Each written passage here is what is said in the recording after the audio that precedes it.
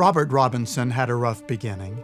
His father died when he was young, and his mother, unable to control him, sent him to London to learn barbering.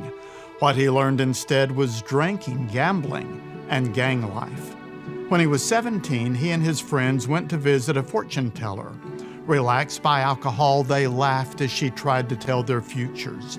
But something about that encounter bothered Robert, and that evening he suggested they attend the evangelistic meetings of George Whitefield. At that time, Whitefield was the Billy Graham of England, and many claimed him to be the most famous religious figure of the 18th century. He drew crowds of up to 20,000 people. With no modern sound systems to speak to the large crowds, God gave him a powerful voice that was part foghorn and part violin.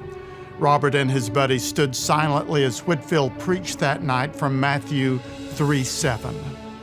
But when he saw many of the Pharisees and Sadducees coming to his baptism, he said to them, "Brood of vipers, who warned you to flee from the wrath to come?"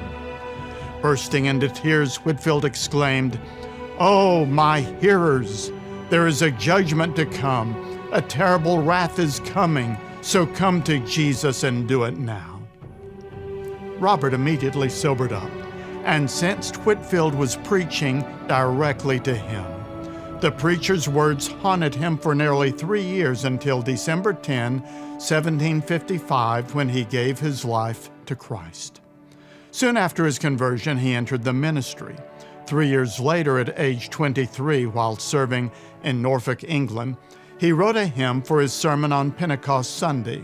It was a prayer asking the Holy Spirit to flood our hearts with streams of mercy so that we might sing God's praises and remain faithful to Him. "Come, thou fount of every blessing" has been a favorite of the church since that day. Robert served faithfully until the Lord took him home, June 8, 1790.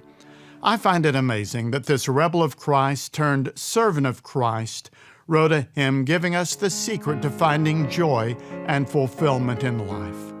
I hope that you will take a few moments to offer this hymn as a personal prayer, especially remembering these key words. "Let thy grace, Lord, like a fetter bind my wondering heart to thee.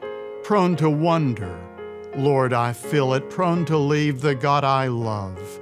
Here's my heart, Lord, take and seal it for thy courts above."